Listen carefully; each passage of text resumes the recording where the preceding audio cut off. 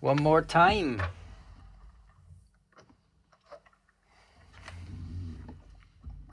Otra vez. This show's listener supported at patreon.com/Cameron_Adair. By you. We started the Patreon page. Well, you know what? What is it? Am I royalty? I started the Patreon page a few months ago. Compared to when I started the show a few years ago, it costs about $200 to make an episode. I don't have that kind of money, okay? But I do what I can to do these for free. And we're up to $131, which is awesome. Thank you. Thank you. There's mostly people that I know personally on there, but don't let that stop you. Also, since we recorded the last episode, we charted in the top 100 on the Apple charts in the U.S., which is the biggest chart in the biggest country of the charts, and in the biggest category. So basically the biggest chart. We're in the top 100. So that's great. That's cool. We're trying to do that. And didn't know how or when it would happen, but it did. So top 100, thank you. It's a lot of people listening to me. I don't agree with Patreon. I don't agree with the politics of Patreon. I'm pretty vocal about the techie brasura. But that's what we got. So until someone wants to step in and say, here's a better way to do this, I can host it on my own server. But I don't know how to build a payment platform or have the resources to do that. But until something better comes along, that's what we got. So check out the Patreon page. Also, a thing that happened surrounding us charting was, am I making any sense? I feel like I'm just constantly dodging people hating me and judging me. Do you ever feel that way? When I'm talking right now, I feel like I better not sound like someone that I don't want to listen to. Should it be that hard? Anyways, on the charts, there was a bunch of bullshit on the charts just because people are gross and they were fucked up. There's some, multi-level marketing shit at number one, which is just great. So Apple came in and they released some press thing. They said, hey, we noticed this too after all these complaints for however long that they were getting. And they retooled them. They got rid of the bullshit. And that's what bumped us up. So felt like the proverbial tortoise in that situation. And since this whole show, to me, has just been kind of just free for all, I'm not going to, pay for charting. Come on. So we did it for real. And fuck those multi-level marketing fucking real estate podcasts. Oh my God. Shopify drop shipping. Fucking, oh my God. Okay. So yeah, 2019 charting, $131 an episode, trying to get to 200. Thank you. Here's the show. Oh. Hello? Hi, this is an exclusive announcement from Oh my God. These people. Pre-selected to receive a complimentary stay in one of our 5-star hotels. These people For fucking further call details, me press 1 now. every day To for be placed months. on the do not call list, press 2 now. I've done that many times. Watch. As soon as they realize that you don't like them, they hang up.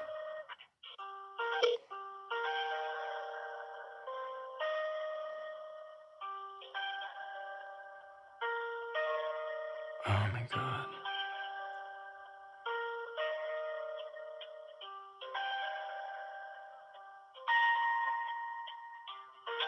These people call me all week. It's like a scam, a cruise scam. And they call from a proxy number, so if you call this number back, it's somebody's personal cell phone and they don't know who you are or what you're talking about. I've asked them nicely to take me off the list. I've pressed the button to take me off the list. I've yelled at them. Does this drive, is this happening to anybody else? They're gonna pick up. I'll just wait. I'm gonna keep this in the show.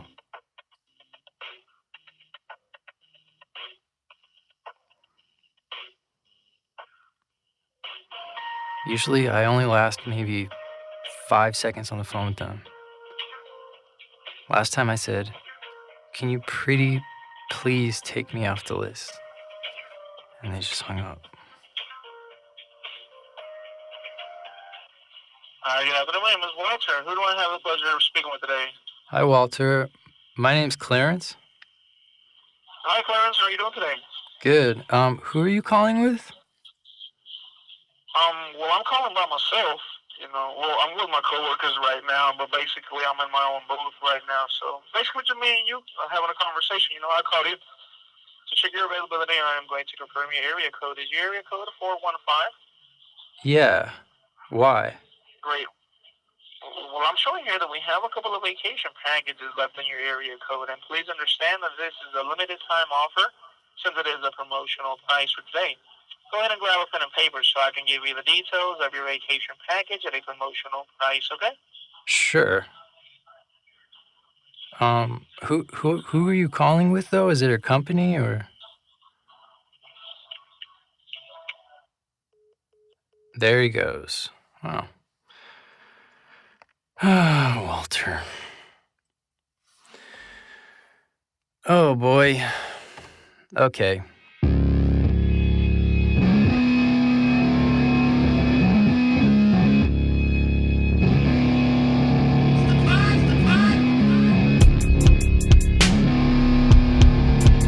Matia, this is the Cameron. This is the Cameron Adair podcast with me, Cameron Adair. This is episode 22.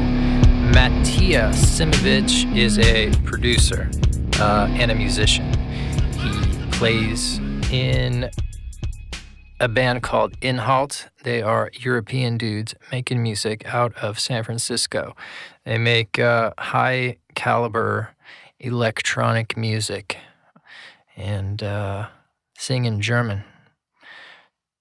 I'd never really talked to Matia before. He's an intelligent guy. He's a talented guy. And he knows what he's talking about. And I assume he spends a lot of time thinking about the same things that I do in regards to recording and music and records. So we had a good hang at his studio in Van Nuys, California. Matia also does work for drum machine and synth companies, making presets, the stock sound programs that come in those things when you buy them. And here's Matia.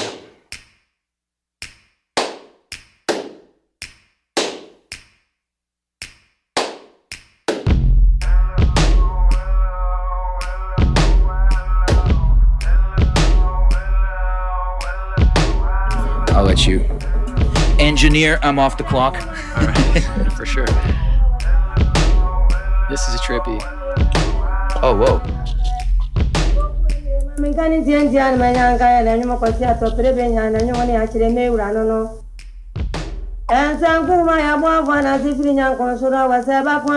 mean, we can't really talk about this. Okay. It's all 5 of those dats? Or it's that whole stack? It's just one. Well, there's a bunch. There's a bunch. Very cool. Samples. Yeah. Okay. Yeah, so we met at Different Fur. So, how long have you been down here? I just got down here. I mean, when I was a kid, we lived here in the 90s. We came from Europe, from Belgrade, in 92, and then left at the end of the 90s for up north. But I've been here since September of last year, of 2018, back. Okay. Wow. Yeah. How long were you in San Francisco? Were you living in the city proper? At one point I did, and then I moved back up to Marin.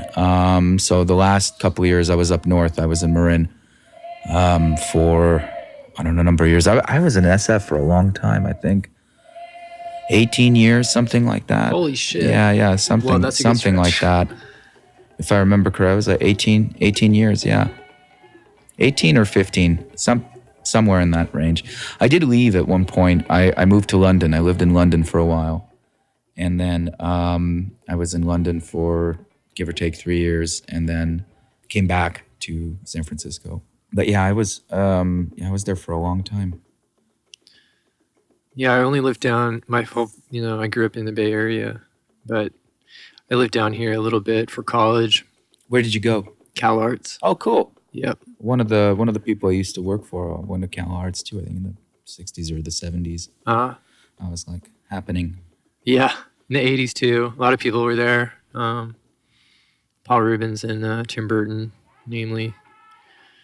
But I didn't really get the Los Angeles experience though, because you're way up in like Magic Mountain territory, like Santa Clarita. So it's a pretty drastic like shift. I mean, LA is huge, right? It's super big, and it has like many different experiences. Now when I was a kid, we lived in Glendale area, like Glendale, and then like La Crescenta, La Cañada, which is one thing. But then now I live in North Hollywood, and my studio is in Van Nuys. So that's a different experience. Are you feeling the culture shock from switching from Northern California? Just a lot of joy. A lot of happiness and a lot of joy. Some things I miss.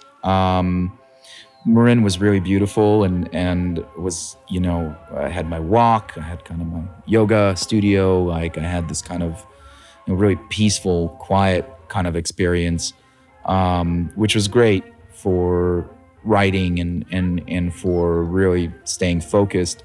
But it got really difficult to work, and San Francisco just itself, Bay Area in general, just degraded so much into something that was very anti any kind of cultural progression, anything against arts.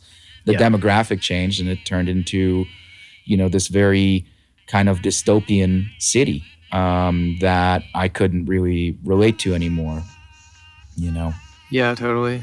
What part of Marin were you in? I was in San Anselmo and San Rafael area for the last couple of years, and I would bounce between Different Fur and my production room up in San Rafael. So the bigger things and the more involved things I would take to Different Fur after doing some work at my place, or after Different Fur got back to my place. Sometimes for things that had a bigger budget, it would just be at Different Fur, which is like, I guess, spending so much time in the Mission, you sort of see the change more visibly than anywhere else as far as the Bay Area is concerned. And it was just, it was really depressing, I think that's the crux of it, is it got really, really depressing. Yeah. Yeah, it's just in your face all the time. Right around the time I moved out. And I mean, I've talked about it so many times on the show, and just like, it's a huge part of my life dealing with moving out of San Francisco. It's like, it's a huge deal. But I'm starting to get over it. Like, even today when it was raining, like, I love this weather. Yeah. But I was thinking, it came into my head, like, oh, it's raining. Like, did I leave something out in the rain? Or like, the rain felt like wrong.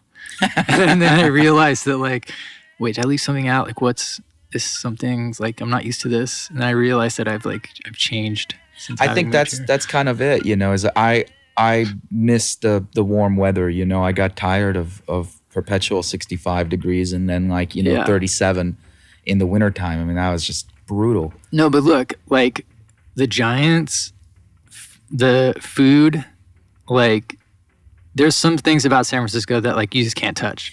Like in the sun, Sure. like August, September, it's got to be, if you're ignoring all like the tech bullshit, like it's got to be one of the most beautiful places on earth. I think it's up there, I think I always wondered how a lot of that interesting architecture, areas. and all that sort of stuff, just how did it get so squared away to just some of the most boring, really shitty people that don't care about it. You know what I mean? And that's the part that then when that's kind of the mood and the energy, none of that stuff really matters because there's this kind of cloud that hangs over it that you tap into, and it becomes, this constant struggle to move some of that stuff out of your space so that you can get your work done, and for me, I don't know, I have a great admiration for Los Angeles. I have always loved LA, and I think LA is one of those places that actually got better as the years went on, and all the changes that happened in LA positively influenced the place. Like I think about the creative community here, and it's massive. You're sandwiched between really established heads that sophisticated, serious people, and at the same time up and comers and everybody in between. And it's this kind of weird creative tension that is really conductive towards art. Yeah. That you don't. You used to have that a little bit in San Francisco, but it was so small. Right. Here it's so big. And as far as like cuisine and all that sort of stuff, I think LA is huge, and there's so many different parts of town that it's hard to sort of fathom just how much diversity there is. And so I don't know that I've gone crazy like finding. We eat, my girlfriend and I. We go to like nice restaurants, like all kinds of things. Like I'm crazy about figuring out where to eat. Right. Well, here in the valley, you have a lot of great Japanese food. You have a lot of great sushi joints on Ventura, and but I think part of it for me too is really enjoying the exploratory side of changing cities. Everything's new again. Yeah, me even too. if it's vaguely familiar. That's the thing. It's like I'm too much of a gambler to have stuck it out any longer than I did. Yeah. Like yeah, that's it really. Like I'm the type of person who just rolls the dice like that, and it's like, okay, what's next? Even if it might be a worse situation sometimes than the one. Well, you I'm won't leaving. know. I mean, unless you give it a shot. You do it, yeah. I think that idea translates into creative work too. If you keep doing the same recipe, you're gonna miss out on so much. On chapter 2, chapter 3, chapter 50. I mean, whatever. Like, you have to be open enough to challenge yourself more than anything else. And get uncomfortable, jump from one place to another. I mean, I've done big jumps. I am from Europe, so coming here is a big jump. Yeah. Moving back to Europe was a big jump. I don't know. Yeah. I get nested into like all my stuff, and then you got to move your stuff. That's really, it seems like a superficial thing to say, but it's a big part of your like creature comforts. Also, it's what you base your reality around, because you're surrounded by it every day, and it becomes a part of your greater space, is the aesthetics of what you're surrounded by. Yeah. But it's possible. Your I mean, identity. I moved the studio and my apartment in one go, and it's a lot. Yeah. so, but it's doable. You do it. Yeah. When's the last time you lived in Europe? Oh, it's been a long time. I think, when I moved to London was the last time I lived in Europe. 2009, I moved to London. something like that, 2008, 2009. So it's been some time since I've lived in Europe. I've been back since, but not living. How old were you when you came here with your family? When you left, when you came to the States initially? I was about 8. Yeah. Yeah, I was 8 years old. So you sing in German. You speak your. I don't sing. Oh, you don't sing? No. With Inhalt, Philip sang.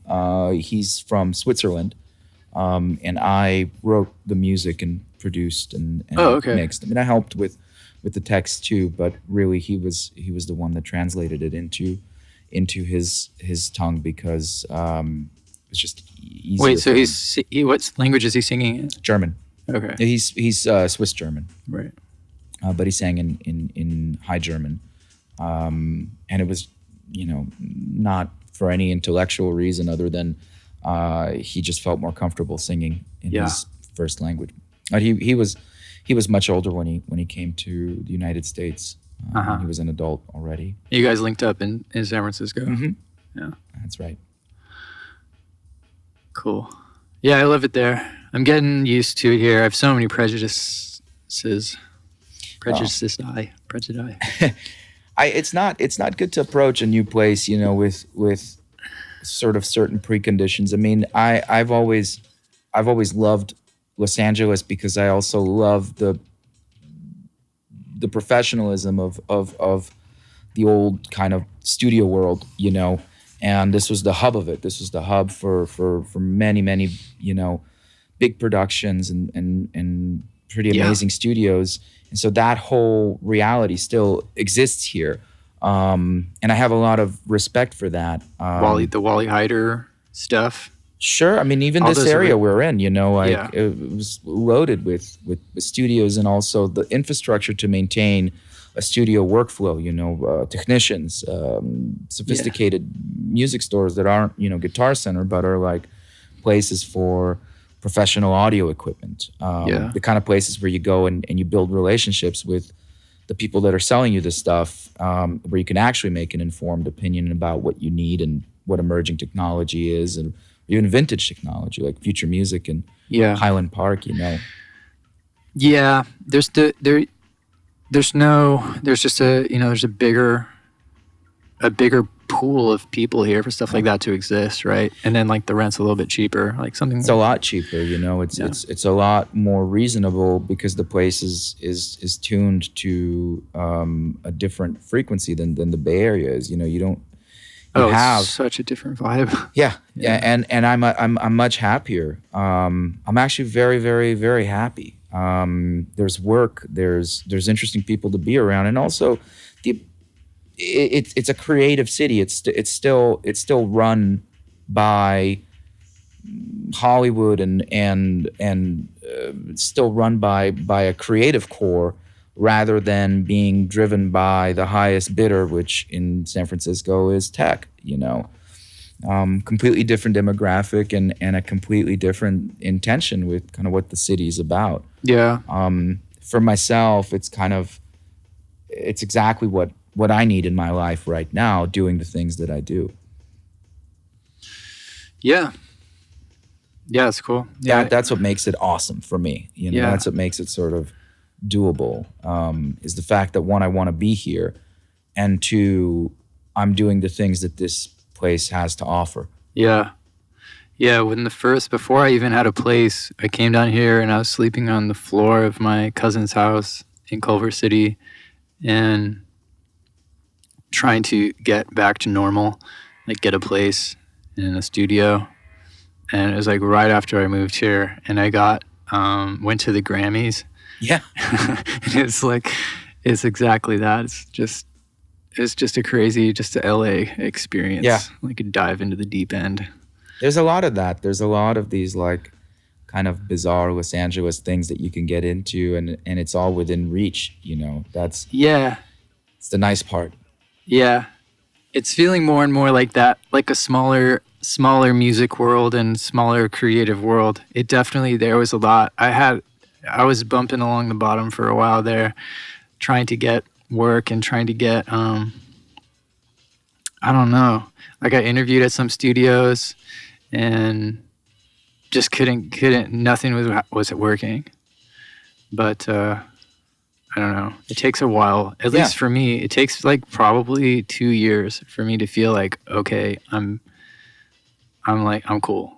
Totally. And it hasn't even been that yet. So I mean, Los Angeles is the kind of place also that I think takes longer than most other places because of how big it is and how long it takes to kind of sink into something. For me, I was very careful about when I came down here because I wanted to make sure it was the right moment for me to come, which meant that certain preconditions needed to have been met for me to be able to do what I do and to take it kind of to the next place, which took a lot of work lining up while I was still up north, you know. Yeah. And that's fine. You know, I wasn't in a major rush until I got to a place where I really needed to go because it just was not really manageable, financially and occupationally to be there, you know. And that was kind of the cutoff point. But I pushed it as long as I could to make sure that my landing here would be a bit softer than if I had done it sooner. Yeah. Well played. Yeah, you don't want to be scrambling. No. Definitely No, not. I mean, I was, you know, when I got here, I was scrambling. It was a hustle to kind of get everything off the ground, to hit the numbers I needed to hit, and to just sort of get a calendar going of work. Yeah. You know, not to mention actually building out a studio. You know, the thing with this place is that I can do everything start to finish, which means there's also more things you need to kind of carry a production from nothing to done product. Especially with the point being that you're not booking out anywhere else. You know, you're doing everything. You're recording everything, mixing everything in one facility. Yeah. There's some. Yeah, I totally get that. I mean, I've had studios at home since as long as I can remember. So, but yeah, it's cool. You can't beat a good room though. Like if you were to, like, that's a lot of reasons aside from like huge budgets being thrown around why people still go to places like East West and Ocean Way and wherever else. Of course, I'm blanking. And you have to leverage that kind of stuff against budget too. You know, that's the reality of producing records in the 21st century is that the budgets are not what they used to be. So you have to leverage that somehow and make it all work. I love Different Fur. I love the SSL, the E-Series console there. I love the room. I like the drum sound that I get out of there. I really like the vocal sound that I get out of there. And down here, I'm doing my best to sort of achieve similar results. And it's possible, and it's working. And I think the main reason why it's working is because I've had those experiences in other facilities. But at the same time, it would be great to have the kind of budgets that give you the ability to go into a bigger room. Especially things that have a certain sonic identity. Especially because it takes a lot of times with music, like you'll have to actually figure out like firsthand what something does and like what an actual, like you need to plug in the microphone and listen to it to know what that means. You know what I mean? And then that's like how you learn. And you also need to be around other people too. That have more experience than you. Absolutely. Because the thing with music is the learning never stops.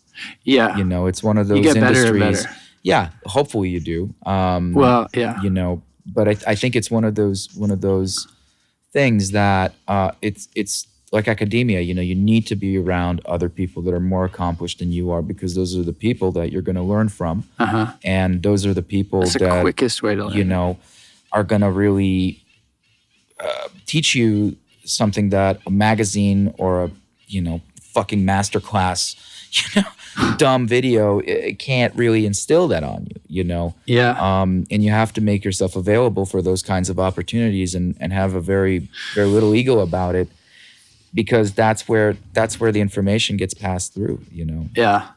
That was one of my other sort of intentions for moving to Los Angeles, was I wanted to be around a more accomplished music community, because I wanted to learn from them, And I got very lucky with the people that I'm in this studio with. I grew up on their records, and so every day when we're all in here, I have, something to learn, and we talk, and we listen to each other's work, and a creative exchange happens there. Only the guys that I'm with have a lot more, decades of experience than I do. And I offer a different perspective because of the things that I'm doing now. And we all just sort of listen to each other and have an exchange. And that to me is huge. I really miss that aspect, because Marin and the Bay Area in general got really isolated. Yeah. And there were less and less and less people that work in this field there. And so the ability to interact with other people in your field completely diminished at a certain point. Yeah. And then the people that were left behind were so down about everything that was going on that just became sort of these sessions of just having drinks and complaining, which doesn't lead to any kind of progression or evolution. Yeah. And they had every right to complain, because everybody was feeling the weight of that place. Yeah. Yeah. I started this doing this shit, hanging out and then putting it on a podcast like 3 years ago. So it was when I was still, the whole first season, well, most of it was still in San Francisco. So like we just beat that subject to pieces, Yeah. Everyone's opinion, people, mostly music people. I think they felt it the hardest, because the infrastructure itself was diminishing. They felt it the most because, and it wasn't just like studios or whatever. It was like venues, bars, clubs, promoters. Part of it for me too was because I grew up in Silicon Valley and like on the peninsula. Yeah. And so when I decided to move to San Francisco, it was like, in a lot of ways, it was like a total fuck you to like where I grew up, even though it's only 60 miles away. Yeah. It was like total fuck you, like fuck this like cultural black hole of Silicon Valley. I fucking live in the city and I'm not gonna leave, and like you suck. You know what I mean? Like I hate, like I was so vocal about hating San Jose, like hating the Sharks, all this stuff. So then when it started to infiltrate, it was like just a nightmare for me. It's like all these, just this like tone deaf, like culturally and artistically like tone deaf mentality of the people that I guess thrive in Silicon Valley. It's a kind of, it's not even the same Silicon Valley that it used to be, I mean, there was a lot of utopianism and anti-establishment, anti-status quo ideas that come from the original Silicon Valley. They were about sort of like cyber hippies almost, in terms of what their utopian sort of hope for technology was. All those people got either beaten out or sold out and got dominated by the capitalists. I mean, that's kind of ultimately it. And those are the people that became the new face of Silicon Valley and tech. And it's a shame, because if it had gone down a different path, it wouldn't be what we live in today. Yeah. It would be a totally different, potentially strong force to combat a sort of generally bland, very capitalist sort of agenda for the United States. Yeah. You know what Palo Alto's like? And I never put this together until I was down here the last year and a half, but like Palo Alto's a lot like Malibu. Right. It's like without the beach. Without the beach and without the interesting things that make Malibu Malibu. Yeah. It's like a blander Without the Malibu. music. Yeah, it's a blander. Well, yeah, but the problem was that basically San And I have Francisco, no the problem with mission Malibu became or Palo Alto, really. I don't. the mission became downtown Palo Alto. Yeah. Like in the worst sort of possible way, because it lost its unique identity. And part of that unique identity was the particular sort of tension between all the different people there, that helped create this diversity that is just completely been, spade of any originality. Yeah. Yeah. But that's neither here nor there. I mean, I think the thing for me is that narrative got really, really tiring. I've written records about it. I've said what I've had to say about it. I'm much more interested about moving forward at this point in time and me too. creating from there, which is why I'm here. I mean, and since I've been here, I mean, I don't know how many records I've done since I've landed. I've done probably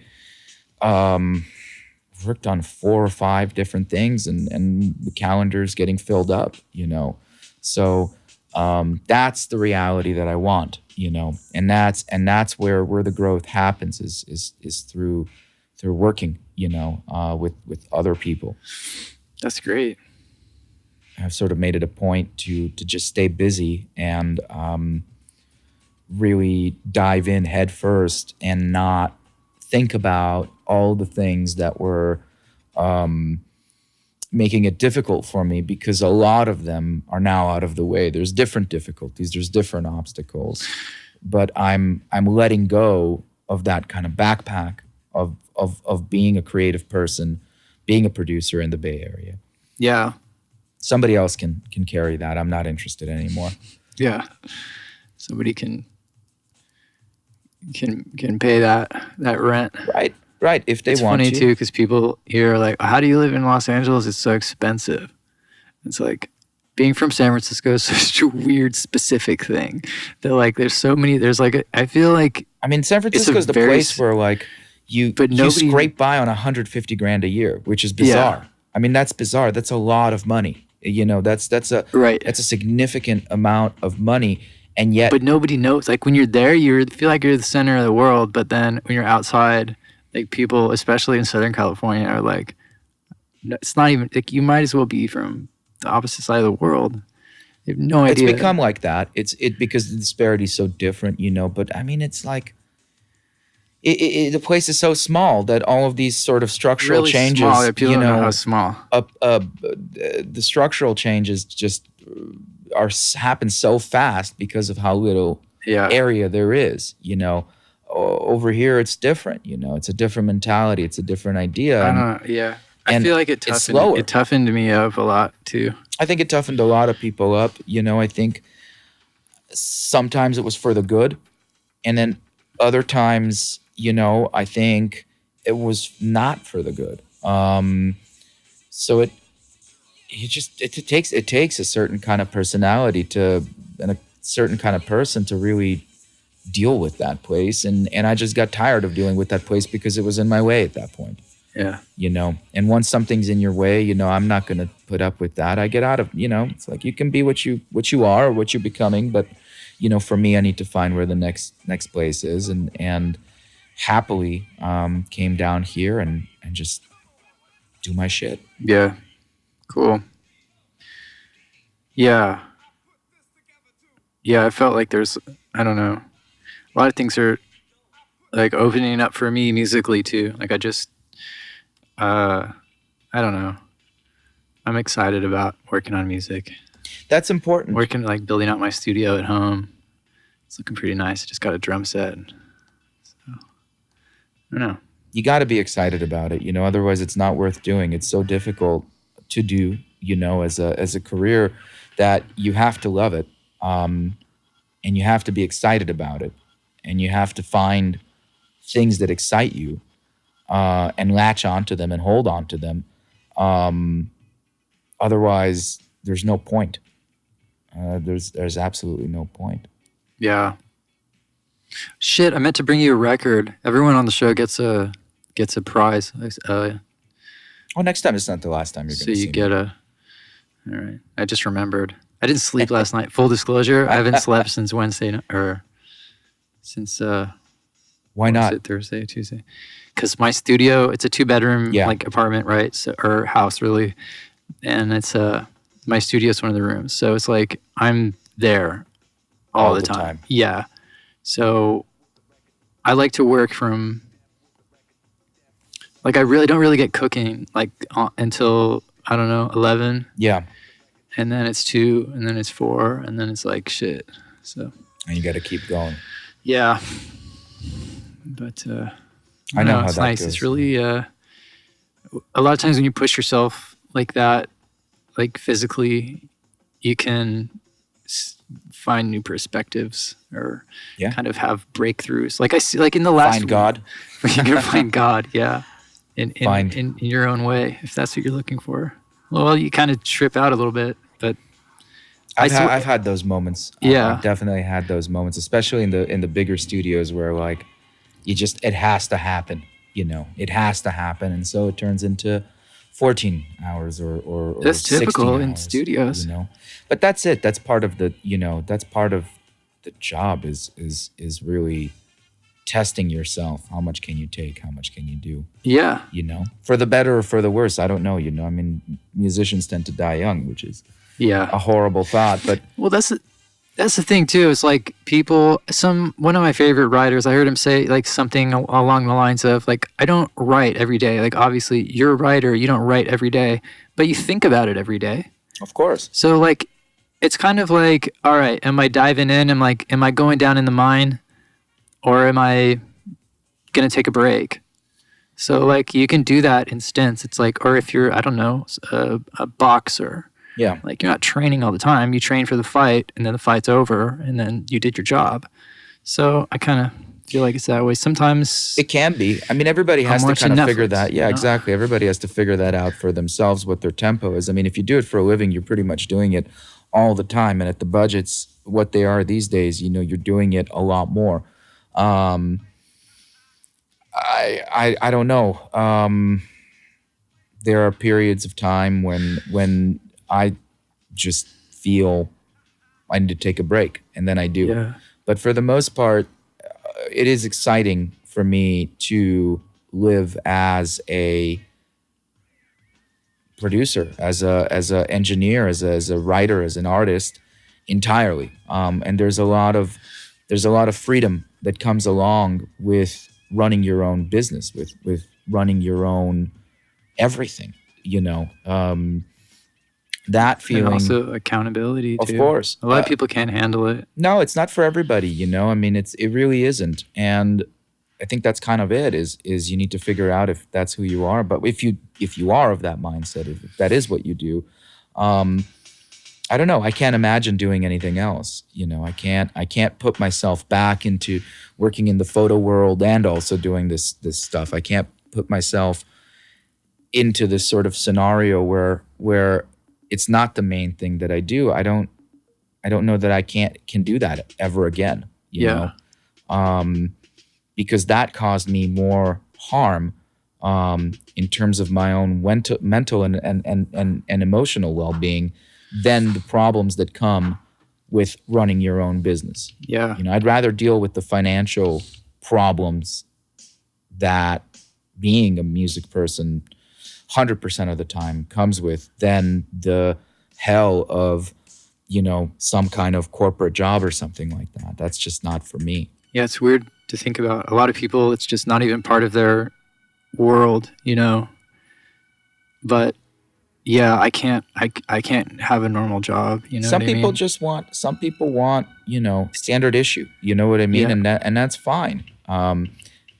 There's no problem with that, Yeah, it's funny. Yeah, it's funny. It's also kind of, you're a little bit untethered too when you're a creative person, because I don't know.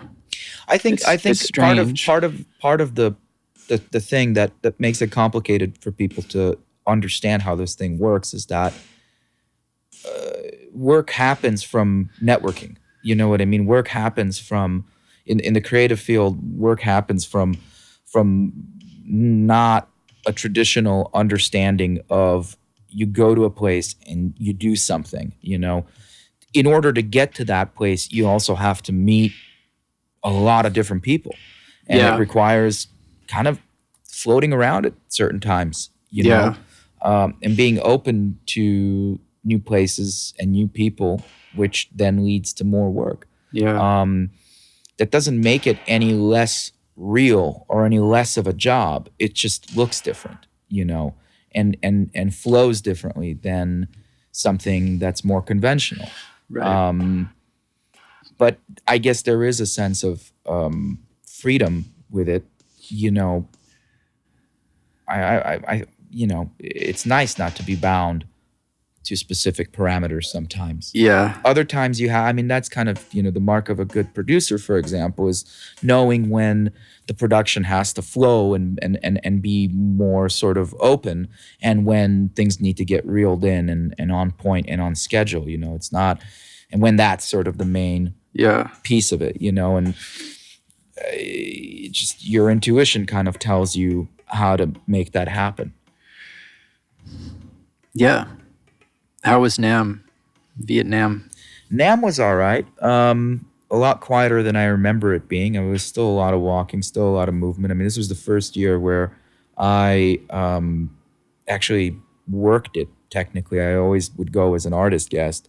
This year, I got hired by Suit and Tie Guy, STG Sound Labs, who makes modules for Eurorack and big systems, and Yeah.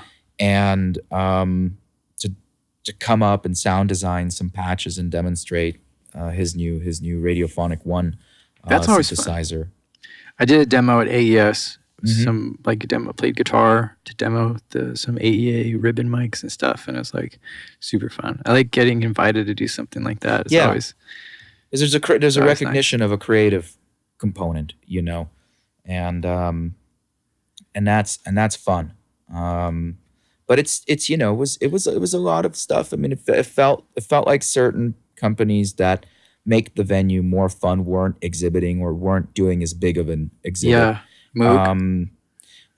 Moog had their house, had their like house in downtown LA or something. But Yeah, it's right by my house. Oh, or Silver Lake, yeah. Yeah. Yeah, I don't know. I you know, Dave Smith Instrument Sequential had a small conference room with some things, but it was a lot more mellow than, I mean, the last NAMM I went to was, I think 2 or 3 years ago, Yeah. before this one, and I had gone pretty heavily before then, and that one was wild. I mean, that was like Al Jurgensen getting kicked out and all that kind of like Oh, really? rock and roll stuff. And that was a fun experience. It was very much sort of had an energy to it. This one felt more businesslike, which was good, but wasn't as sort of party as I Yeah. remember it being. So the Challenger. My car. Yeah. What about it? It's what's the guy's name? Kowalski. Kowalski. You know, I mean, it's got to be the most famous Dodge Challenger of all time. I don't know much about the history of the car. I'll tell you something. You never seen Vanishing Point?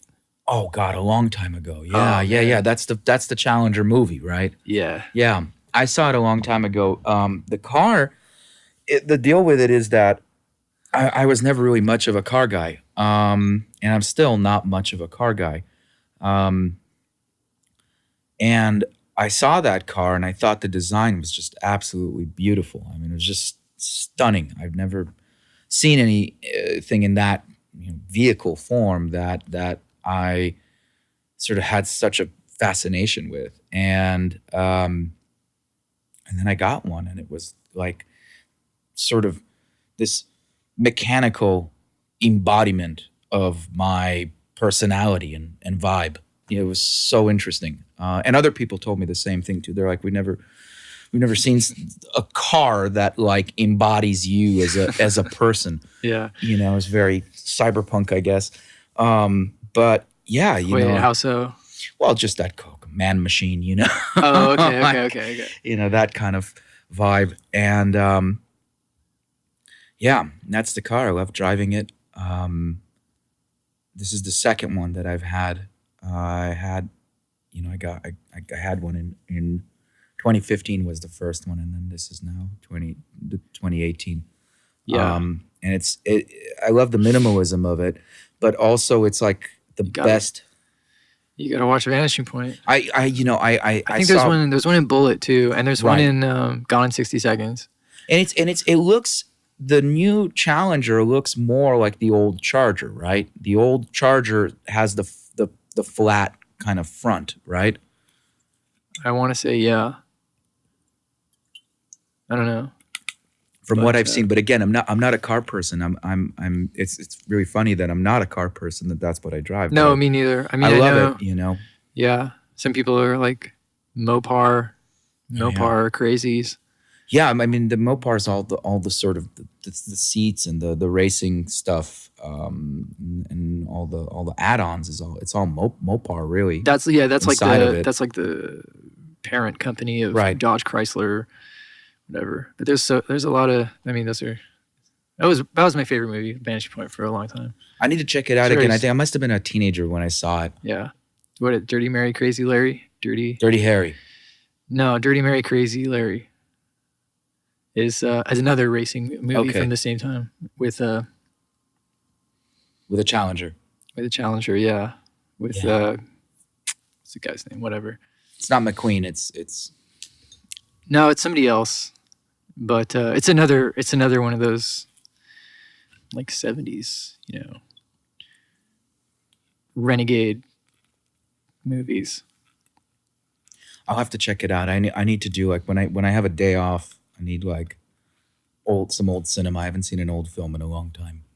Vanishing Point. I mean, start with that. It's I feel like it's so corny, but then there's like this whole underlying narrative.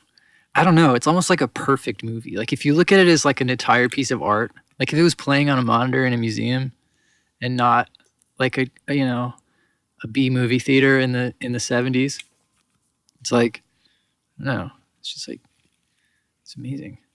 Well, context is everything, right? I mean, you can put a lot of things into a different context, maybe a more dignified one than its original sort of. I mean, that's like Dario Argento, Suspiria, or any of these sort of films that were art and were of whatever that caliber, as far as the parameters needed of creativity and technique and uniqueness.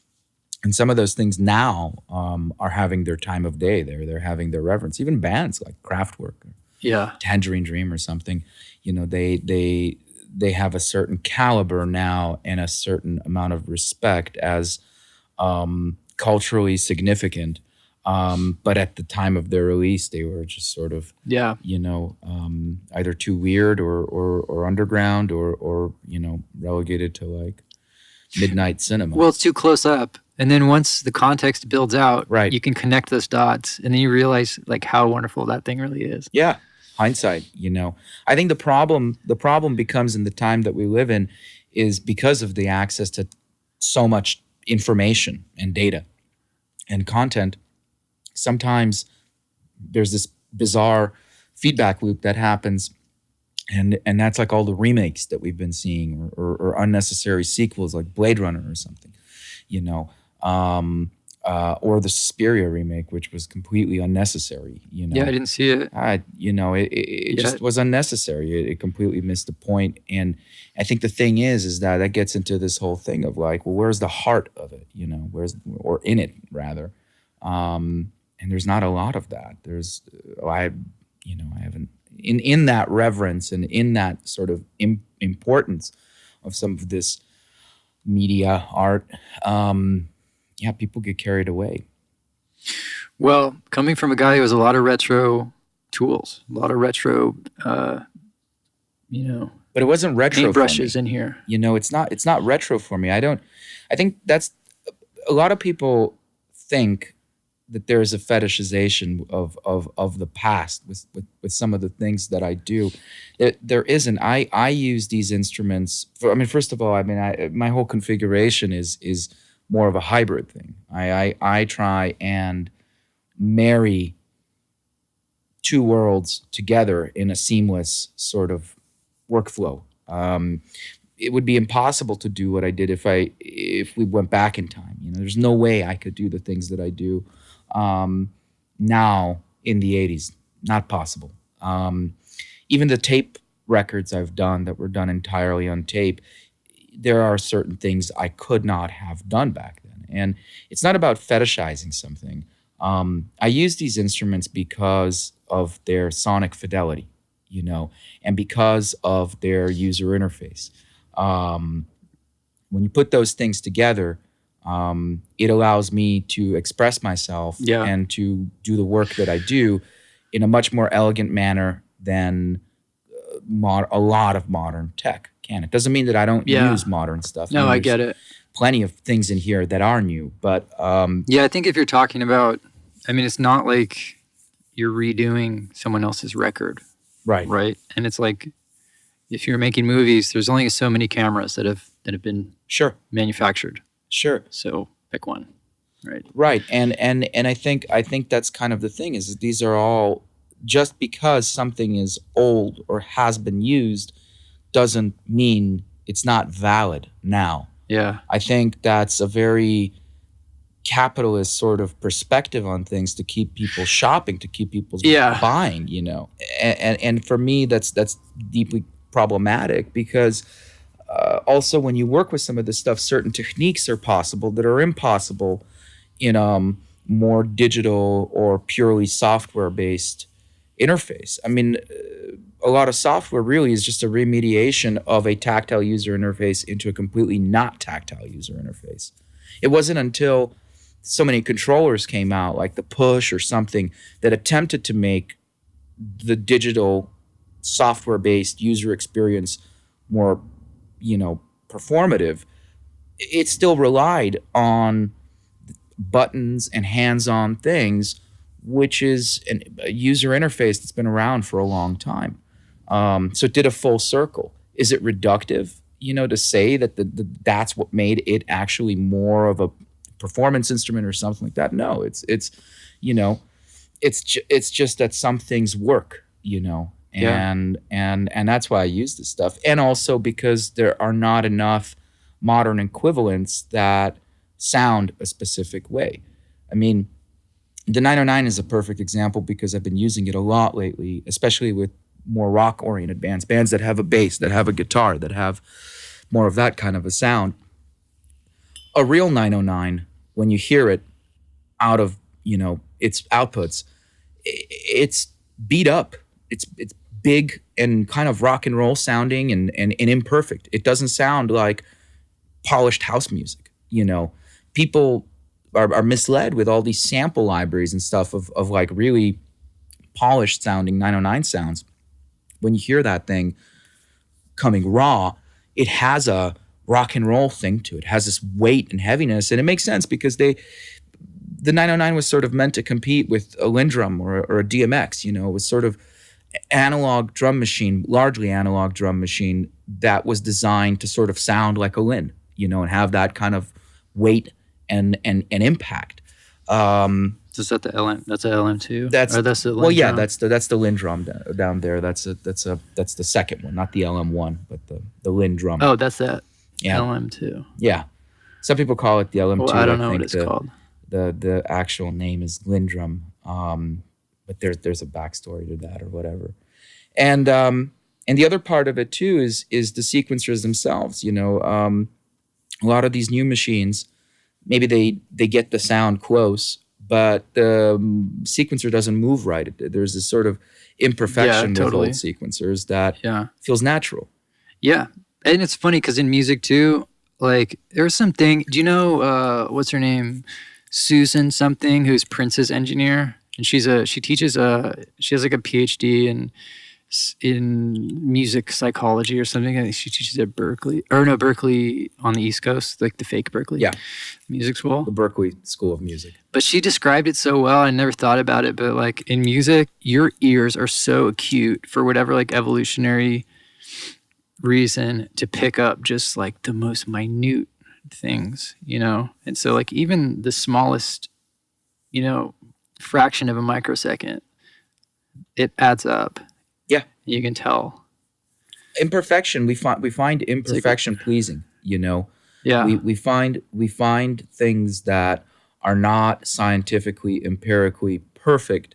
We prefer, like tape is a good example. Part of the pleasantness of certain records that we like is the imperfection of the medium. It has a natural sort of slope that our ears find pleasing. Yeah. You know, every time I'm using like an Arturia thing, you're always having to like, I'm always having to like suspend some degree of disbelief in playing it, you know? And that's why a lot of people will like run them out and then back in through something. Cause it's like, it's just not the same. It isn't. And especially artists that I've worked with that were largely like in the box or whatever, are just used to that sort of sound, especially on drums. It's part of the reason why I use the things that I do for drums is it's very kind of canned, digital sounding, and then all of a sudden they hear what the real stuff sounds like, or even old samplers, or even more esoteric sampling devices. They have a physicality to them, in a certain sonic signature that's kind of unmatched by anything today made right now. And that's why I don't think there's anything retro about that, right? You know, but I don't think that's a nostalgia of it has nothing to do with nostalgia. It has everything to do with getting to the core of what is it that sounds good, and what is it that, at least for me, what do I resonate with? You know? Yeah, I do that with guitar pedals. Even today, I got sick of one. I'm like, this thing has never done anything for me. Put it on reverb. Yeah, throw it in the closet. Get it out of there. Get something else in that you will use. I mean, and I'm not precious about this stuff too. I've had big modular systems. I had a Jupiter 8. I had all kinds of stuff, and I used something, and after I've sort of had my time with it and feel like I've done enough with it, and that it's no longer relevant to what I do, I'm not precious about it. I get it out, and it opens doors to the next thing. Yeah. I'm not a collector, you know. I'm not. I don't have that mentality of being a collector. I like to work with all of these. These are tools, you know, meant for the production of music. What's your workflow? Well, that's a whole other hour for that. Essentially, what my workflow is. You have one compressor, but then you have. I have two compressors. 16 channels or 24 channels of I/O. Oh, you have two. Actually, I have more I/O than that. A lot of I/O. Right. So basically, the short of it is that Pro Tools is a massive routing matrix for me, and sort of treat it like a tape machine. But everything's done analog. So all the summing happens on a console, and Pro Tools also feeds the sends to all my effects processing.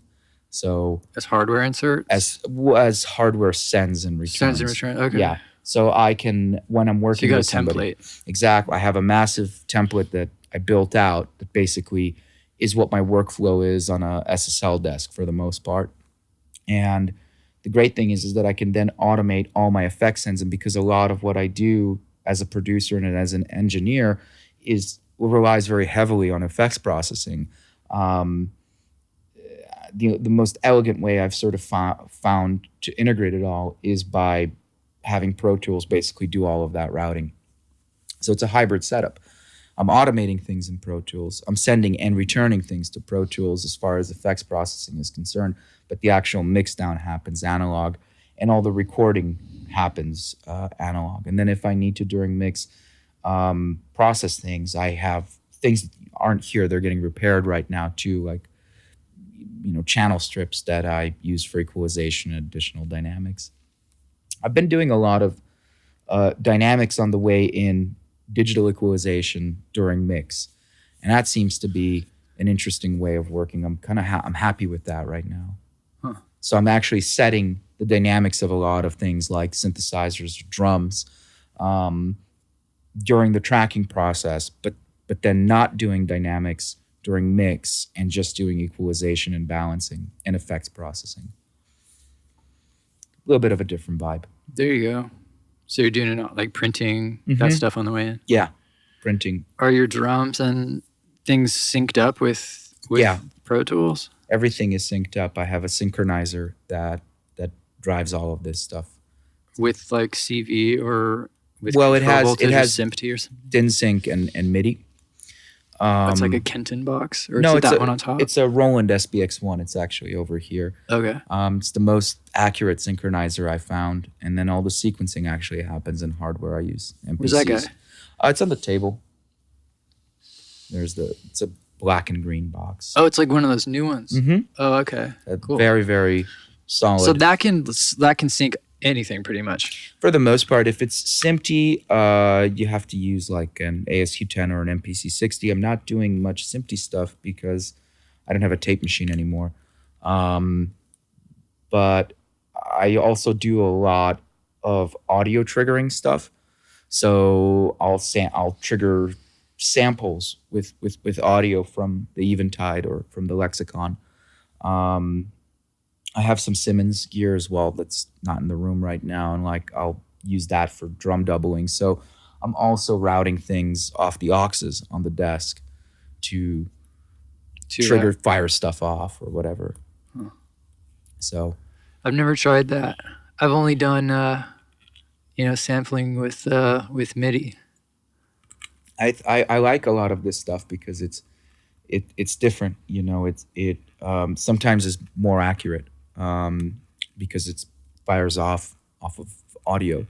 And you could do the same thing with the Lindrum too. A lot of people used to use it for drum replacement work and had trigger inputs, and you could feed a trigger track off an aux on a desk and fire it off. So you could do drum doubling or replacement.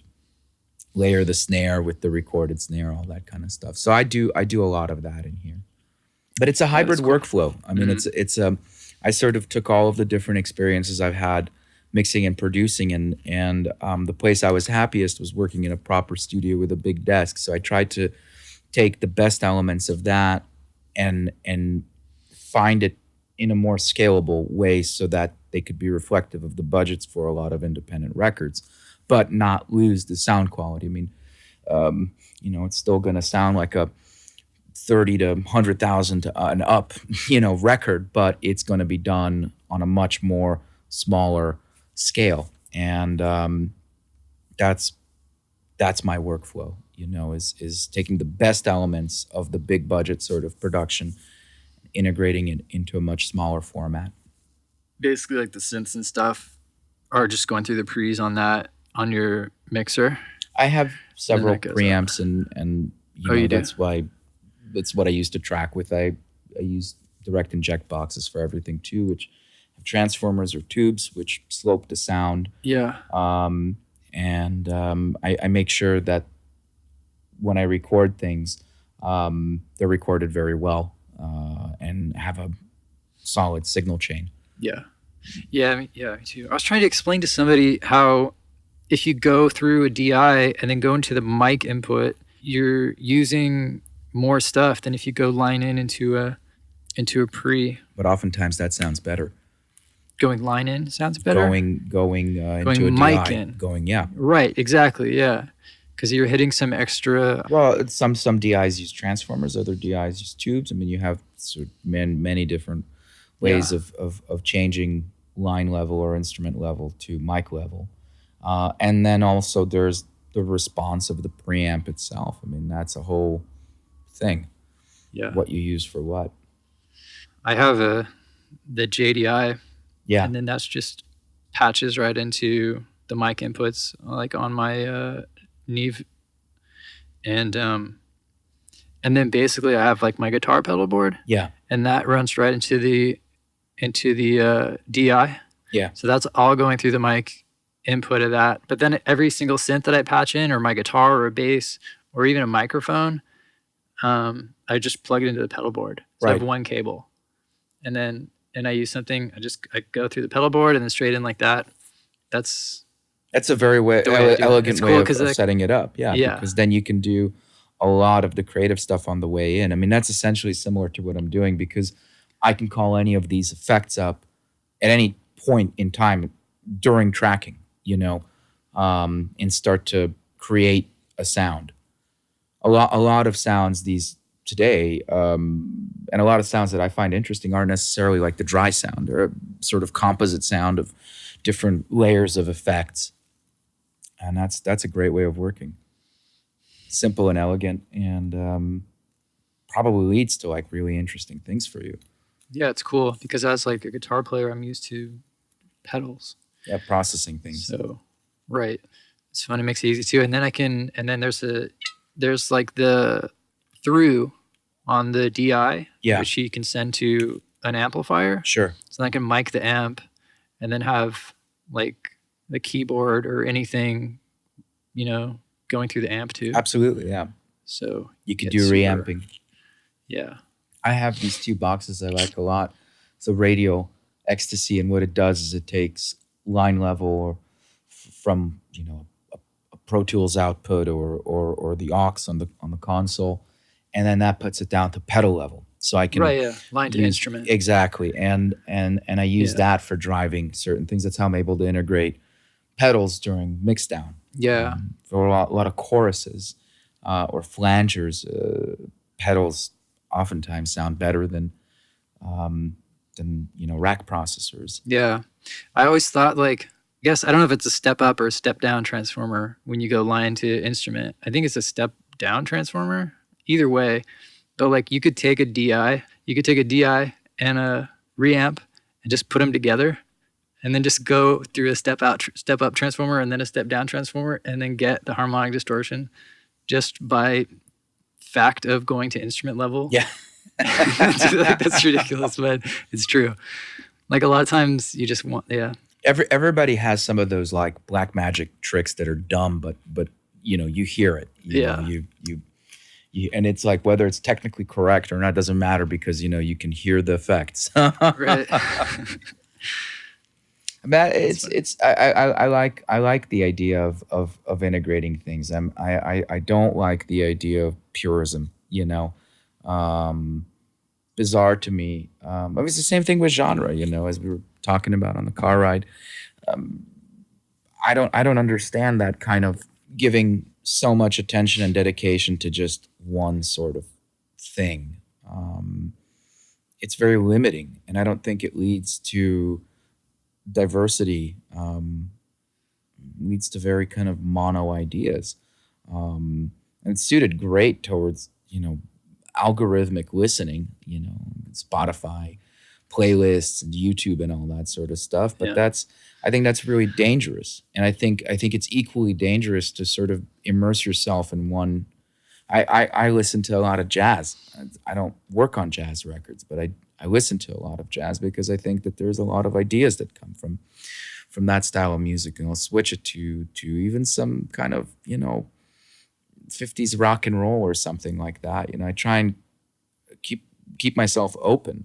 You never know where an interesting production idea will come from, or a melodic idea, or an arrangement idea. And the more you're locked into one sort of genre, that's the more you're just in that one frame of mind. It's the same thing with gear. It's the same thing with equipment. I try and integrate all of this sort of stuff, and that's my idea about a cool studio, is something that's more that you can get into it and approach it more like an instrument where everything is sort of meant to work together. Yeah. Rather than, well, here are the preamps and here's the effects processing and here's this, here's that, and I like things that are more integrated. Yeah. Rather than separate. Should feel like a octopus or something. Yeah. I think that's part of the reason why I like why I've always been music equipment guys, because I like building systems. Yeah. What's this contraption that can be made to make records? You know what I mean? Yeah. What's this system that you can build that works for you? And that stuff is addictive to me. Some people just write whole records around that kind of premise too. Some people, like some of the Bukla synthesizer fans, they get obsessed with, some kind of Bukla setup, based around the music easel or something, and some processing and a specific recorder or something like that, and that's the system for that record. Totally. We live in a very interesting time, and the kind of things that we have access to, new stuff and old stuff, is it's pretty incredible if you really think about it, and take advantage of it. Unfortunately, most people are sort of content with C minus, C average. But we actually have the means to push it really far. It's worth it too. That's where the interesting stuff happens. Nobody wants to hear music created out of, comfort or complacency, or some color by numbers picture book. People. I think it's patronizing to say that, well, people are limited or whatever. Or they just want the standards. I think people don't know what they want, but I think if deep down they are hungry for some rich content. They're hungry for something deep. Whether or not they have the means to express what that is another matter. But I think there is. I think that's where things are going to. The novelty of access to content is dwindling. I think it's going away. Yeah, it will. That ship will sail. The novelty of the iPhone and having access is going to go away, and it's going to come back to, well, what do you have access to? Most people realize that a lot of what we have access to is just bullshit right now. It's very empty, unsatisfying, and unfulfilling ultimately. That's why you see so much retro, because that stuff was rich content. Films, music, literature. And I think it's taken this time now to sort of readjust and return onto a path that's more content-minded, and the depth and quality of that, rather than access and tech that's minded with access. I think that's kind of the next shift that I see within art. Yeah, I hope so. Access, like, what is it? Access over rather than ownership. So Bezos and Zuckerberg own it. You just have access to it. Well, right, and all these rental subscription services and all that sort of stuff. Right. And, I mean, I do think that people are tired of not being fed a real meal, as far as media is concerned. And just because they have access to something doesn't mean that what they're accessing is fulfilling them. Yeah, it ties in with all my distaste for tech, but it is kind of a shill, like a lot of that, whether it's with art or technology or even the latest Ableton controller, is like they're just pushing some idea of that this is the solution to some problem, that this will make your life easier. Some problems never existed. I mean, I think that's kind of it. Is like some of it is based around creating a perceived problem in an effort to sell a solution that was never needed. You know, most things I see as a remediation of something. They're just sort of taking some interface and putting it into the screen, rather than, it's funny too, like when you look at music tech, like there was so much room for more honestly different interfaces within the computer, rather than a virtual knob. Which makes absolutely no sense. Makes zero sense. A knob makes sense in the 3D, not in the 2D. I think about that too. I mean, the amount of time I sit in front of Pro Tools, it crosses your mind. Right. That for me is kind of, funny. But Yeah. that's why there's more interesting controllers now. There's more ways to interact with all of this. So what's this Body of Light record coming along like? Really good. We're in the middle of it. We're just about to start recording vocals. It's going great. How did they do it? They brought demos to you, or they brought roughs to you, or are you writing? Every song's been a little bit different. Every song has been a little bit different. Some songs, we've gone in and rearranged them. We've gone through their arrangements and redone them. Other songs, we've replaced a lot of the sounds. Some songs, they've already recorded things that sound good, and we've just are going to re-equalize them and mix them and process them with better effects processing than what they had on the kind of the Mark I Rev. So every song has been different. Even on the songs where like we might just change a bass line or something like that, it already kind of takes it out of where it was on the demo and starts to sound more complete. I find as I'm doing that process, it's like so many little, very small changes. Yeah. That, okay, let's make that 0.5% better. Let's make that 0.5% better. And then it all adds up. And that's how you get a record that you really like. Yeah. I think it's very useful for them to have a producer and an engineer on this one that has a lot of experience in the world that they're in, because they trust me to make the decisions that I'm going to make. And also, we're all speaking the same language. The things that I'm doing a lot of on this record, for example, is giving them a heavier bottom end, a heavier rhythmic element. And that's transforming. If you think about it, that's like drums and bass.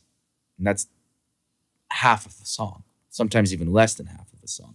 So you have vocals, you have melodies, you have the mids, everything. So even those changes, even if it's the same sort of thing they've done in software, but doing it on the real machine, like they've been using some Lindrum emulator and doing it on the real machine with the real sequencer, playing the same sounds and the same beat, changes the thing. Totally. And so it's been a lot of that kind of work. I'm really happy with how the record is turning out. I think it's really unique. Some songs we've even just put things into song mode, and everything is the whole arrangement is sequenced out on the real machines, chasing all the pattern changes to get the feel of an old sequencer with its sort of very human-like way of shifting rhythms, doing fills, moving, and then doing a lot of overdubs by hand, which is how the in-hall stuff was all done. Oh, really? Overdubs. A lot of it by was tapping? played. Well, not on the drums, but on all the overdubs. The melodic elements, strings, pads, certain low notes. Some of the drums. I mean, the overdub drums. Yeah. But yeah, that tension between a sort of machine versus human playing. I've been trying to bring more of that in with their record, and it's really helping. It really to us it sort of sounds more like a song, has a natural sort of flow to it, rather than sets of clips of audio, sort of going from one part of the arrangement to another one in a very rigid manner. So we've been having a great time. How much time? You said till the end of February? Yeah, I think yeah, it's it's pretty much like a month through. And then are you going to mix it? Yeah. Yeah. And then have someone else master it? I think it's the same person that does all the Deus stuff that masters it. But yeah, I don't, you never want to have a mix engineer master anything. And I'm also not a mastering engineer. That's an art in and of itself. Yeah, absolutely. Good producer and a mix engineer, but not not mastering. Mm-hmm. It takes a different mentality to master a record, and you're too close to it if you're producing and mixing it. You're just too... Well, arguably, if you're producing it, you're too close to mix it. I don't think so. I don't know. To me, they're separate sort of processes, and it makes sense. At least to me, it makes sense for a producer to mix a record. But that's how I've always done it, and so it could just be me saying that because that's just how I do it. It'd be very hard for me to let a record go that I'm producing and let somebody else mix it. Yeah. But also What if they were really good? If they were really good, but I'm also, I feel confident in my abilities as a mix engineer. Mm-hmm. I understand balances and the technical side of engineering. And I don't know, it's weird for me. It's weird to think about producing a record and have somebody else engineer it or mix it. It's just strange to me. Those two Some two guys aspects are really good. Yeah, they're so closely related to me with a lot of music that I work on. It's sometimes it's hard to see where does the production line end and where does the mixing line begin. Yeah, for sure. Yeah, I mean, when I was at Hyde Street, I would do my roughs at my studio, and then I would give the roughs and the stems to somebody else, and they would always beat it. So I'm okay with that. Yeah. But everybody works differently. Yeah, because mixing, I feel like it's a lot to learn. And I don't think I was confident enough for a long time.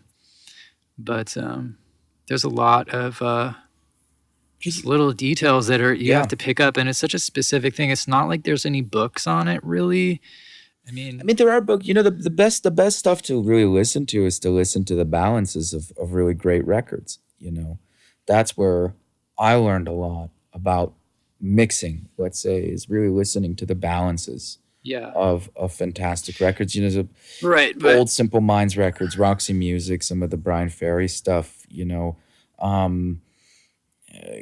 Coltrane, things that records that are balanced really well. I mean, like Depeche Mode's Violator is like an exercise in balancing, really, really great balancing. Listening to where the snare drum is against the vocal, where the kick drum is against the bass, where the mid range is, where the top lines are. Mm-hmm. You'll learn more from listening to a lot of records than you will from somebody like physically showing you, well, this is what you do. That's kind of mechanical. Yeah. Totally. But there's only so much. I mean, I don't know. It's like you can't teach yourself what an EQ P1A does and why. You can. Unless you're like, you have one and you're there. Sure. I mean, a lot of EQs work around the same principles, right? They're either parametric or they're graphic, right? Mm-hmm. And you can learn the mechanical part and the intellectual part of all of that, and then apply that technique to every EQ that you come across. But it just requires being present and using your ears to hear the idiosyncrasies of the thing that you're working with. Right. I sort of have the EQs that I use, and those are the EQs that I use. Even in the box, I do a lot of digital equalization. I basically use two EQs. Everything that I've done, if I'm not mixing with hardware and if I'm not mixing on the desk, and then when I do mix on a desk, mostly it's SSL stuff. Mm-hmm. I very rarely equalize with anything other than an E-Series SSL EQ. That one's got the same kind of setup with the EQs on there. There are no EQs on this desk. Oh, there aren't? They look like SSL style. Well, it's that style, but those are sends. It's an English made. Those are sends, and Qs. In the box, the two EQs I use them over and over and over again, and I don't really change. I don't encounter situations where I have two styles of EQ, mm-hmm. and if that one's not doing it, I use that one, and that's as simple as that. That comes from a long time of trying different things. Yeah, exactly. Listening to different equalizers. Yeah. I'm not much of a Pultec guy. Right. I'm not. I like Neve EQ for tracking.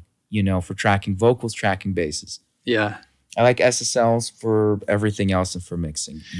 I like really precise, uncolored EQs for most of my equalization. Mm-hmm. I use that Massenburg, MDW, whatever it is, the George Massenburg digital Pro Tools EQ, Mm-hmm. and which is like a digital version of the GML, just right, uncolored with the 8200 or whatever. And it doesn't cost $6,000. Yeah, but it's just like it does what it does. It's a digital equalizer that does what it does, and it just works.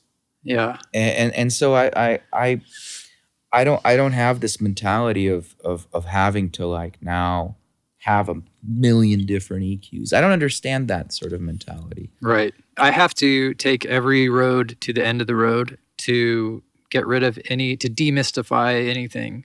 So, and that's part of the process of figuring out, the two things that work for you. Yeah. Is, like, for example, I bought my H3000, my Eventide, like 6 or 7 months ago. And, like you have to figure out which ones are the ones that you hear on everything. It's like micro pitch shift. It's like dual H910s thing with the Buenos Noches preset. It took a lot to figure all that out, like on your own. That box is fully loaded. Yeah. And now that you know it, you can now do that. I figured out that a real H910 sounds better than the dual 910 patch. Right. So, but also a real 910 is not that different than the 7600 doing a dual 910 patch versus a 3000. You know what I mean? So it's like all these sorts of things. Right. And I'm not afraid to like feel like I've reached a limit with something and move on to the next thing. Right now, I'd honestly rather have another 7600 or an H8000 than the 910. As specific as the 910 is, as much as I love it, I also use it a lot in middle sections of songs, bridges, or whatever to create whatever sounds like science fiction, on the generative side of it without actually processing anything, just creating its feedback.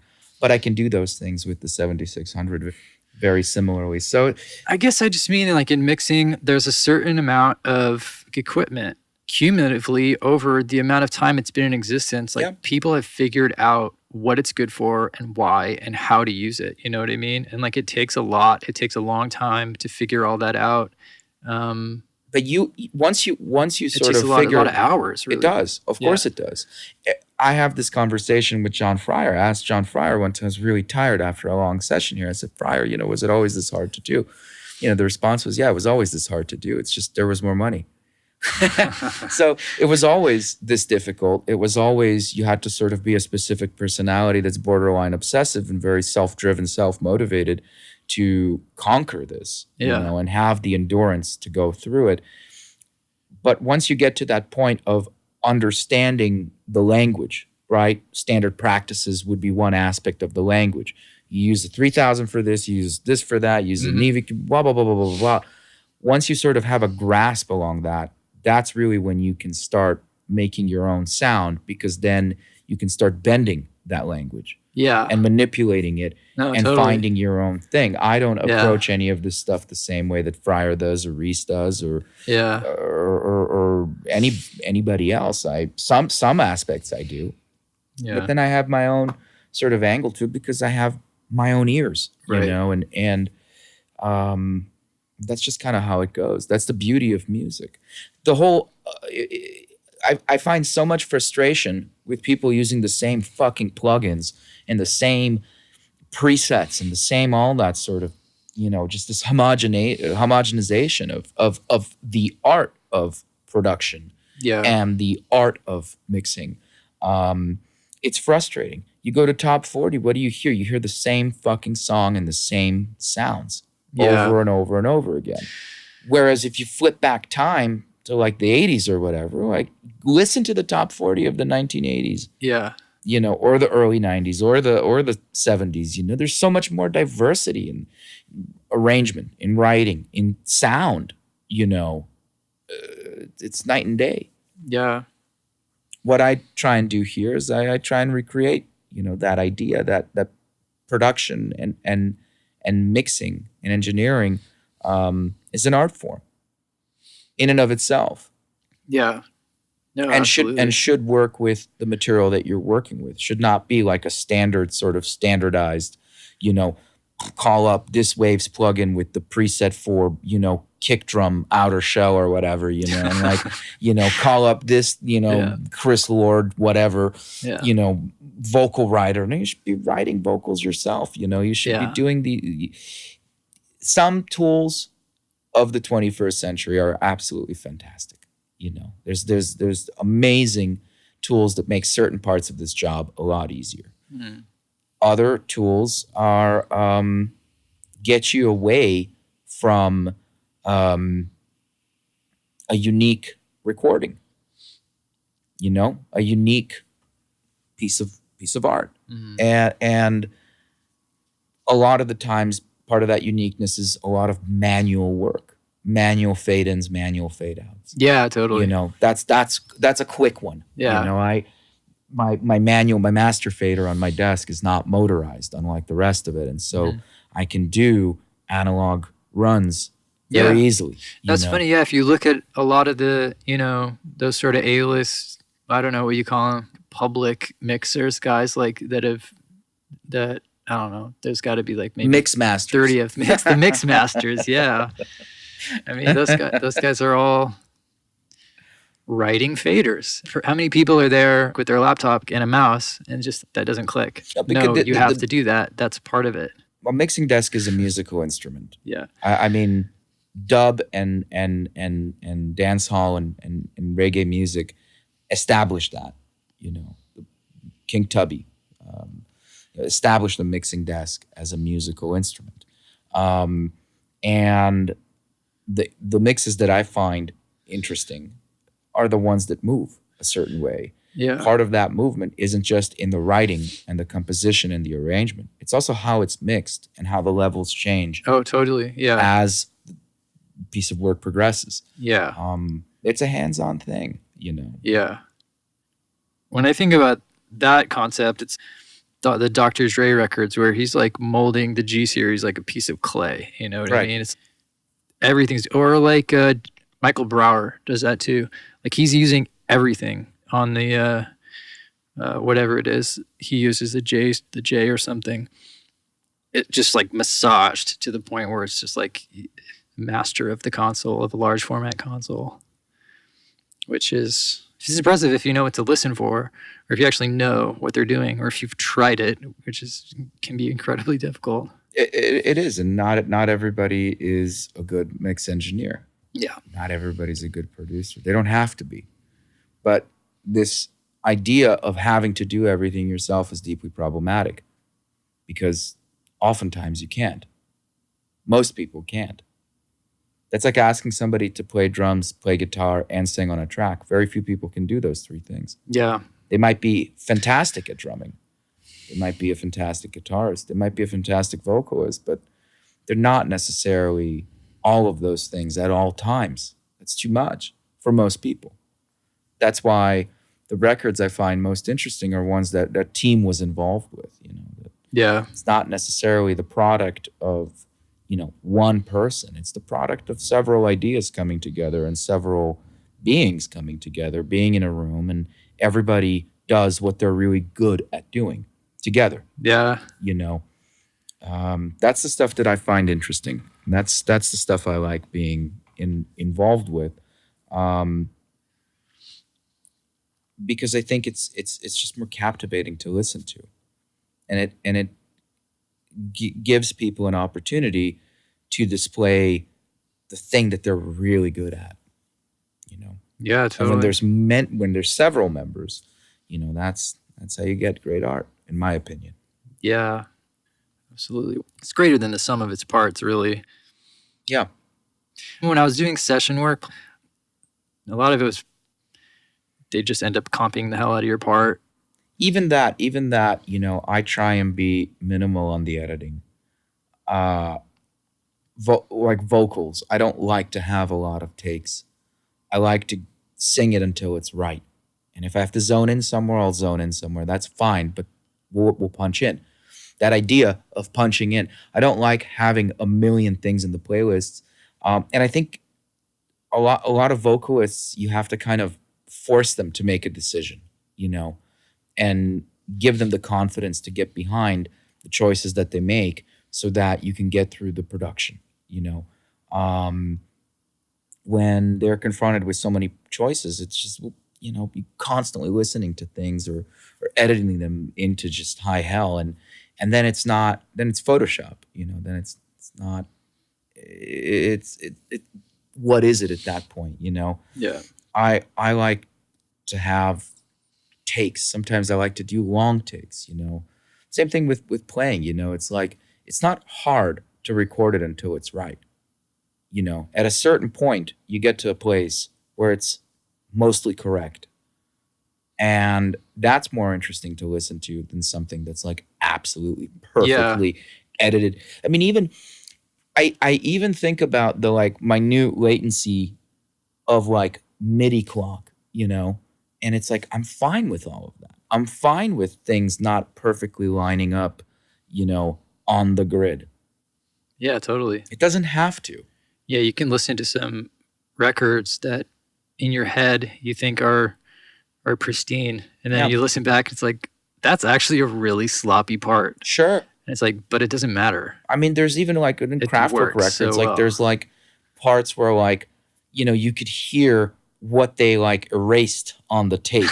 You know what I mean? Like things like that, and that's what makes something human. That's what makes something interesting to listen to. And all this obsession with perfection is bizarre to me, because the things that I like are very imperfect. The things that most people like have certain specific imperfections.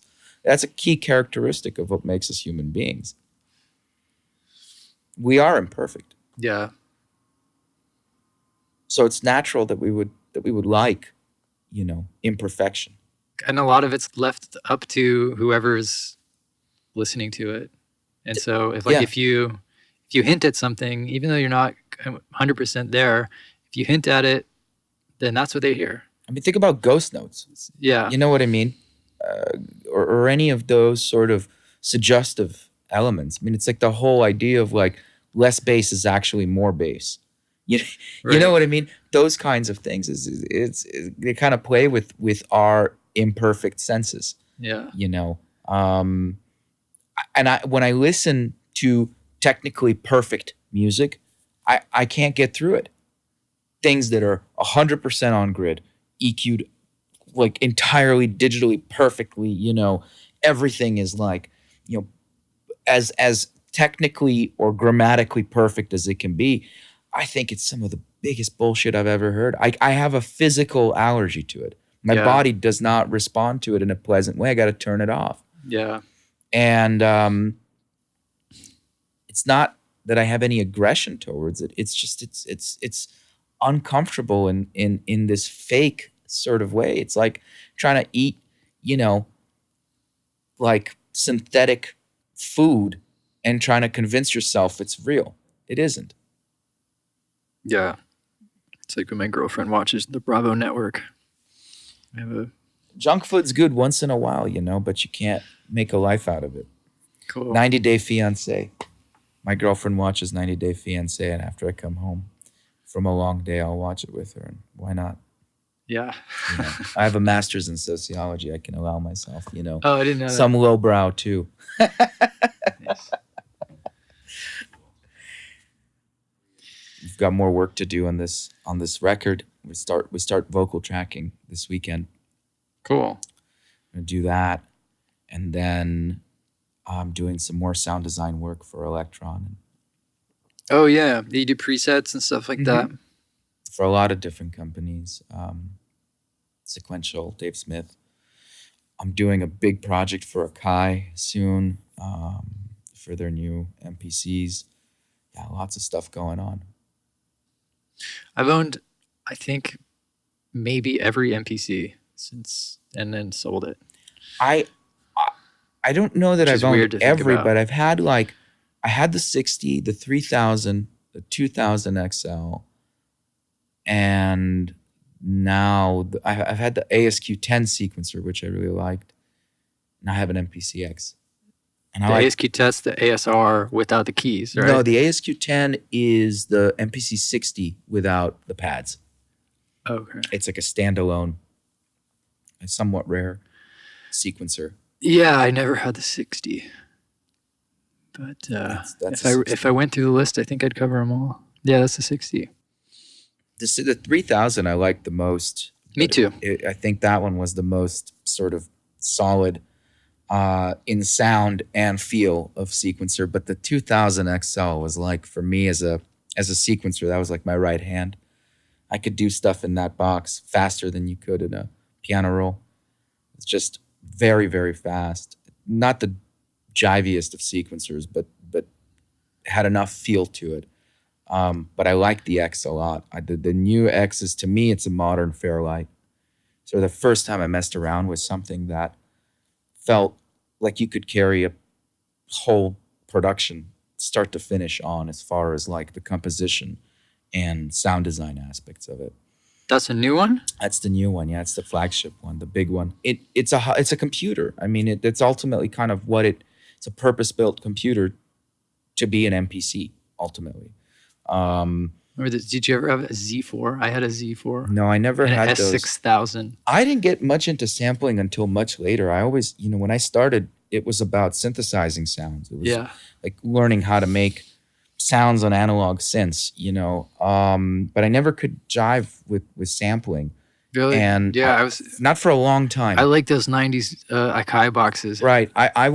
My entrance into sampling was like the S950 and the S1000. That's before my time. S950 and S1000, those were the ones that I really liked and got great results out of. Those probably sound the best. They sound great. Yeah. I mean, the 950 is 12-bit, the 1000 is 16. There's a 950 plugin.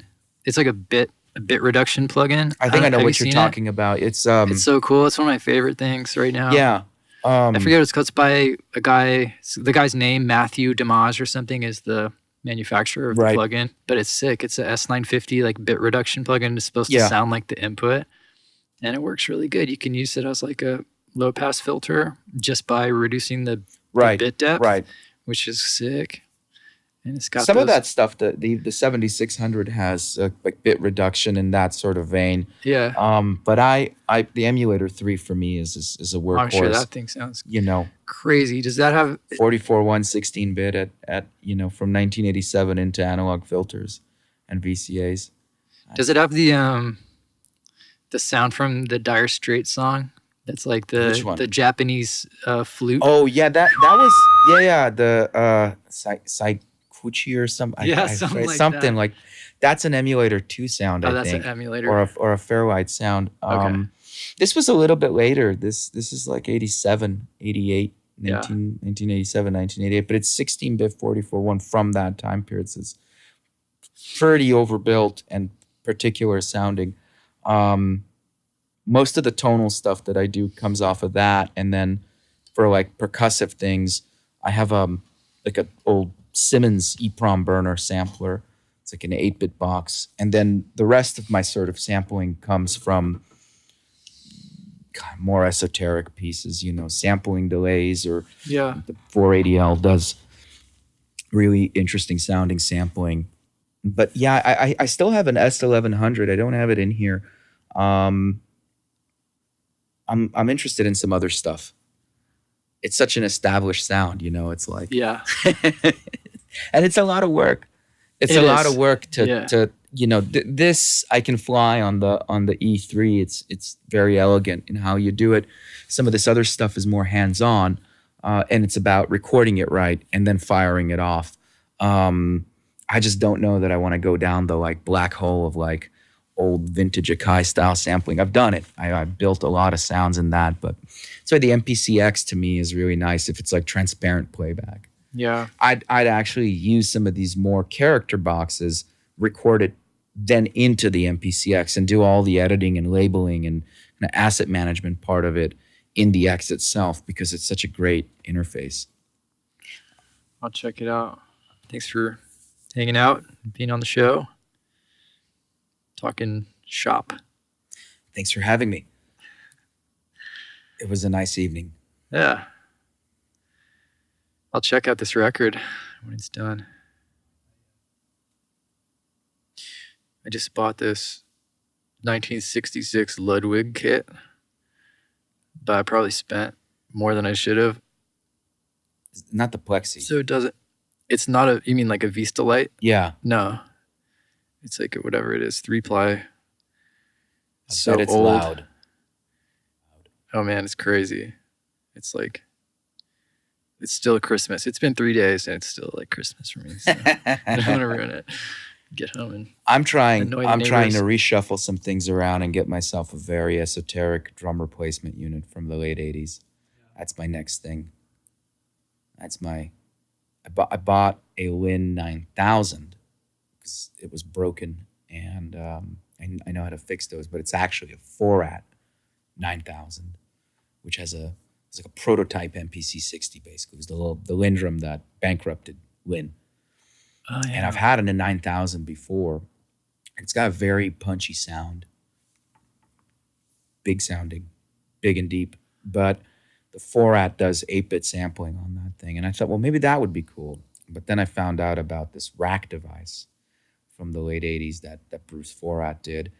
It's used for a lot of drum replacements, rapid fire triggering. So I found one. It's just they want a lot of cash for it. So I'm trying to see if I can maybe trade them some gear.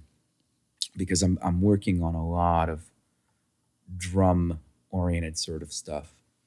Sometimes people come through and like the top lines and more of the melodic elements actually sound pretty good.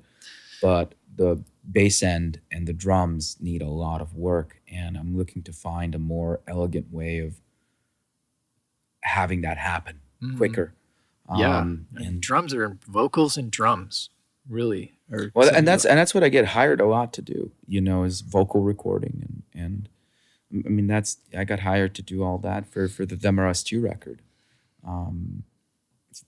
Vocals and guitars, and then we did a lot of synthesizer and drum machine work on one of the songs, but mostly vocals and guitars. And vocals and drums, I mean, a lot of people have a hard time getting that right. So important.